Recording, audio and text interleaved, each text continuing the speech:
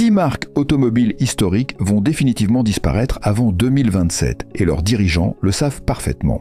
Infiniti a ouvert cette série noire en abandonnant l'Europe après des ventes catastrophiques, puis en s'effondrant aux États-Unis avec une chute de 60% en 5 ans. Cette agonie brutale expose sans pitié les mutations brutales d'un secteur où l'électrification forcée et la concurrence chinoise éliminent impitoyablement les constructeurs les plus faibles. Découvrez quelles entreprises centenaires vont rejoindre le cimetière des marques oubliées et pourquoi cette hécatombe était inévitable. Les signaux d'alarme clignotent partout dans l'industrie automobile mondiale, créant un tableau apocalyptique que peu d'observateurs osent décrire dans son intégralité.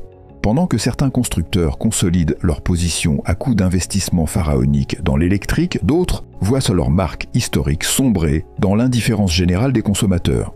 6 noms prestigieux sont aujourd'hui condamnés à disparaître avant 2027, victimes de stratégies ratées, d'investissements insuffisants et d'un marché impitoyable qui ne pardonne aucune faiblesse.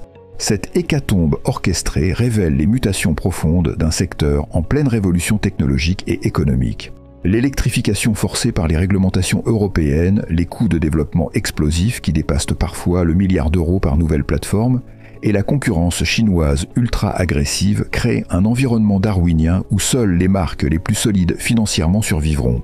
Mais quelles sont exactement ces marques condamnées? Et surtout, pourquoi leurs dirigeants laissent faire cette destruction programmée du patrimoine automobile mondial, bâti sur des décennies d'innovation technique et d'excellence manufacturière? Le cas Infiniti révèle l'échec le plus spectaculaire de cette liste macabre. Cette marque premium artificielle, créée par Nissan en 1989 pour concurrencer Lexus et Acura sur le marché américain, n'a jamais trouvé sa légitimité malgré des investissements colossaux.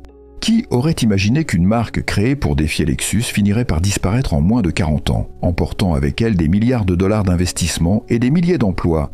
Dès 2020, Infiniti annonçait son retrait progressif d'Europe, abandonnant des marchés entiers après des années de ventes calamiteuses qui défient l'entendement. Les chiffres parlent d'eux-mêmes selon les données officielles de l'ACEA.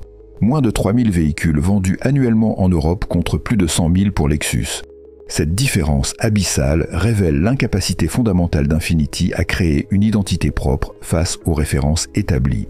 Aux États-Unis, bastion historique de la marque et dernier territoire de résistance, la dégringolade continue de manière inexorable. Les ventes ont chuté de 60% en 5 ans selon Cox Automotive, passant de 230 000 unités en 2017 à moins de 90 000 en 2024. Cette érosion massive s'explique par une gamme vieillissante qui accumule les années sans renouvellement significatif, des motorisations dépassées face aux nouvelles normes d'émission et un positionnement flou face aux références allemandes qui dominent le segment premium. Le QX50, supposé fer de lance de la marque avec sa technologie de compression variable révolutionnaire, peine à atteindre 30 000 ventes annuelles quand un BMW X3 en écoule plus de 150 000 sur le même territoire. Cette comparaison brutale démontre l'inadéquation fondamentale entre les ambitions d'Infiniti et les réalités commerciales impitoyables du marché premium américain. Avec Genesis, nous assistons à un autre type d'échec, celui du mirage coréen face aux références allemandes établies depuis des décennies.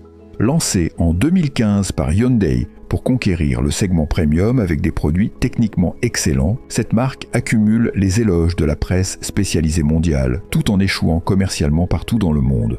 Le paradoxe Genesis révèle la difficulté insurmontable à créer artificiellement une image de luxe dans un secteur où l'histoire et le prestige comptent autant que les performances techniques. En Europe, Genesis frôle l'invisibilité totale avec des parts de marché inférieures à 0,1% selon l'UNRAE. Moins de 2000 véhicules vendus annuellement sur l'ensemble du continent, soit 10 fois moins qu'une marque confidentielle comme Maserati, qui survit pourtant difficilement. Le réseau de distribution squelettique, limité à quelques capitales européennes, témoigne de l'abandon progressif du marché européen par un groupe Hyundai qui préfère concentrer ses ressources sur ses marques populaires rentables. Comment une marque peut-elle prétendre au luxe quand ses concessions se comptent sur les doigts d'une main dans chaque pays? Cette question stratégique fondamentale révèle l'incohérence de la stratégie Genesis en Europe, où les constructeurs premium multiplient les points de contact avec leur clientèle exigeante. Même aux États-Unis, marché théoriquement plus réceptif aux nouvelles marques et moins attaché aux traditions européennes, Genesis stagne autour de 50 000 ventes annuelles depuis son lancement. C'est dérisoire comparé aux 300 000 BMW série 3 et Mercedes classés écoulés chaque année sur ce territoire immense. Les clients du premium automobile restent fidèles aux références établies, refusant massivement de payer le même prix pour une marque sans histoire ni prestige reconnue par leur père.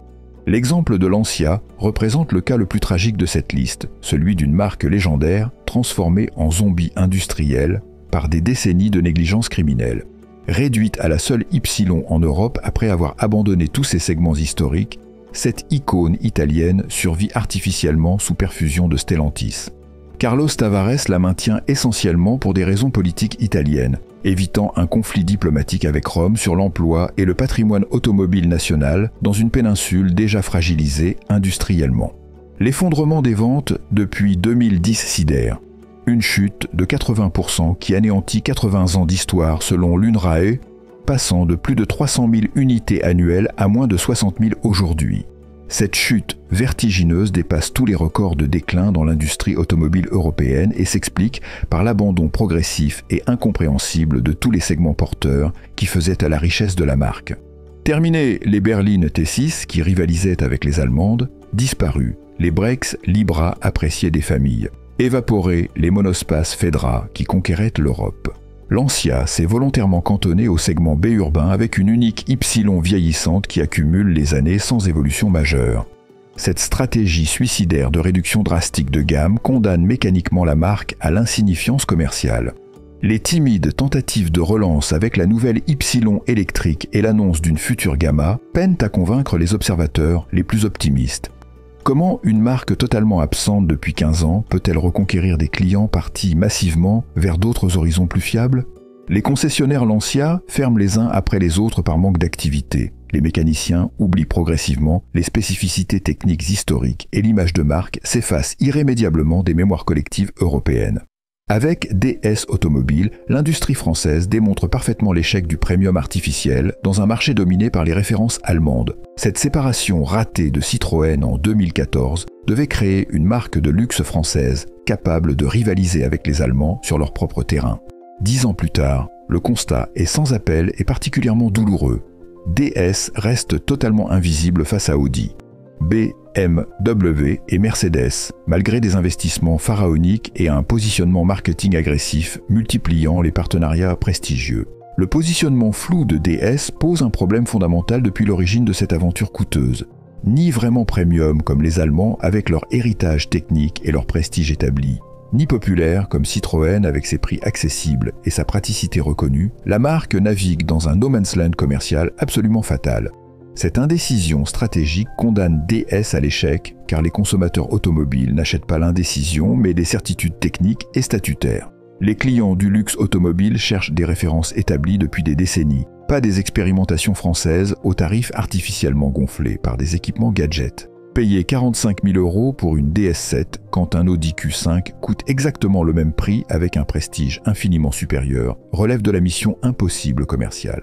Cette comparaison brutale révèle l'inadéquation totale entre les ambitions françaises et les réalités du marché premium européen. La qualité décevante des premiers des modèles a durablement entaché la réputation naissante avant même qu'elle puisse s'établir. Problèmes électroniques récurrents sur la DS3 qui paralysent les véhicules, finition approximative sur la DS4 qui trahissent les ambitions premium, fiabilité douteuse des motorisations PureTech qui multiplient les pannes coûteuses. Comment construire une image premium avec de tels défauts de jeunesse qui se répandent rapidement sur les réseaux sociaux? Smart traverse actuellement une crise existentielle majeure depuis sa cession partielle aux Chinois de Geely, perdant progressivement son ADN allemand historique. Cette marque urbaine, créée par Mercedes pour conquérir les centres-villes européens avec des véhicules ultra compacts, perd progressivement son identité technique allemande, tout en s'exposant frontalement à la concurrence chinoise directe sur son propre marché historique. L'électrification forcée de toute la gamme condamne ce concept urbain face aux nouvelles références chinoises qui arrivent massivement en Europe avec des prix défiant toute concurrence. Les citadines électriques de BYD, MG ou NIO proposent des prestations techniques équivalentes à des tarifs inférieurs de plusieurs milliers d'euros. Pourquoi choisir une Smart à 25 000 € quand une MG4 offre significativement plus d'espace intérieur et d'équipements technologiques pour 3 000 € de moins? Cette concurrence déloyale par les prix, rendue possible par les subventions massives du gouvernement chinois à ses constructeurs nationaux, transforme le marché européen en champ de bataille économique où Smart ne peut plus lutter à armes égales. Mercedes abandonne progressivement cette expérience urbaine devenue trop coûteuse face à cette concurrence artificielle. Les synergies techniques avec Mercedes disparaissent rapidement, les réseaux de distribution se séparent géographiquement et l'image de marque s'effiloche inexorablement. Smart devient progressivement une marque chinoise avec un nom allemand, situation particulièrement inconfortable qui présage une disparition rapide et définitive du marché européen traditionnellement attaché à ses racines industrielles continentales. L'agonie de Chrysler sous la tutelle de Stellantis illustre comment une marque centenaire peut mourir par négligence pure et simple. Cette icône américaine historique, réduite aujourd'hui à seulement 2 modèles vieillissants, végète dans l'indifférence générale de dirigeants focalisés sur les marques plus rentables du groupe. La berline 300, lancée en 2011, accumule maintenant 13 longues années sans renouvellement majeur, dans un segment pourtant crucial. Le monospace Pacifica, seul survivant moderne de cette gamme décimée, peine dramatiquement à justifier l'existence commerciale d'une marque entière malgré ses qualités techniques reconnues. Cette situation ubuesque révèle l'incohérence stratégique de Stellantis qui maintient artificiellement une structure coûteuse pour si peu de produits réellement vendus. L'abandon programmé et déjà effectif du marché européen symbolise parfaitement cette agonie organisée par étapes. Chrysler disparaît progressivement de tous les marchés export internationaux pour se cantonner exclusivement au territoire américain domestique. Cette stratégie de repli géographique révèle l'incapacité fondamentale de Stellantis à maintenir une marque sans volume critique suffisant ni différenciation technique claire face à la concurrence. Aucun investissement significatif ne vient relancer cette marque moribonde qui accumule les retards technologiques.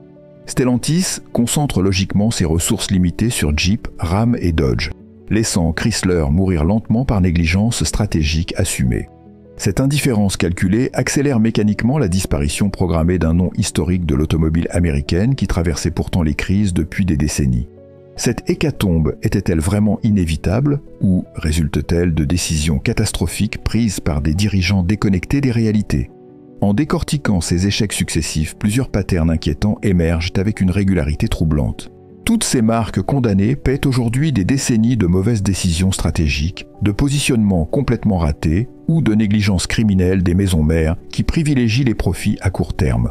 L'électrification imposée par les réglementations européennes sert de révélateur brutal, exposant impitoyablement les faiblesses structurelles longtemps masquées par la croissance générale du marché automobile mondial. Les investissements gigantesques nécessaires pour développer des plateformes électriques dédiées, estimées entre 5 et 10 milliards d'euros par constructeur, dépassent largement les capacités financières de marques déjà affaiblies commercialement. Infiniti n'a jamais réussi à trouver sa légitimité technique face à Lexus malgré des décennies d'efforts. Genesis reste définitivement un mirage coréen inatteignable face aux références allemandes établies. Lancia survit uniquement par nostalgie italienne et pression politique sur Stellantis. DS échoue lamentablement dans son rêve premium français irréaliste. Smart perd progressivement son âme allemande en devenant chinoise par procuration. Chrysler agonise lentement par négligence assumée de Stellantis qui préfère investir ailleurs. Ces 6 exécutions programmées révèlent l'impitoyable vérité d'un marché automobile qui ne pardonne aucune faiblesse structurelle. La consolidation massive en cours transforme radicalement le paysage industriel mondial, éliminant méthodiquement les acteurs les plus fragiles pour concentrer les ressources sur les survivants les plus robustes financièrement. Cette sélection naturelle accélérée par les contraintes réglementaires libère effectivement des ressources considérables pour les groupes qui abandonnaient ces marques déficitaires. Nissan peut enfin concentrer ses maigres ressources sur sa propre survie, plutôt que de maintenir artificiellement Infiniti. Et Hyundai économise des centaines de millions en abandonnant le mirage Genesis. Stellantis récupère des milliards en liquidant Lancia, DS et Chrysler pour investir massivement dans ses marques rentables comme Jeep ou Peugeot. Cette rationalisation brutale mais économiquement nécessaire permet aux groupes automobiles de concentrer leurs investissements pharaoniques sur leurs marques les plus prometteuses dans la bataille électrique à venir. L'industrie automobile moderne ne tolère effectivement plus la dispersion des efforts, ni le maintien artificiel de marques structurellement défaillantes qui drainent les ressources sans apporter de retour sur investissement suffisant. L'élimination de ces 6 marques libère effectivement des ressources considérables, comme nous l'avons vu. Partager cette analyse permet à votre entourage de mieux comprendre ces enjeux cruciaux. Cependant, cette rationalisation brutale cache une réalité encore plus troublante. 4 constructeurs européens historiques ont déjà signé leur arrêt de mort sans le crier sur les toits. Leurs derniers modèles sortent actuellement des chaînes de production, marquant la fin d'une époque. L'un de ces constructeurs a même commencé à liquider discrètement ses stocks européens. Ces révélations inédites bouleversent complètement les perspectives d'achat pour les 3 prochaines années.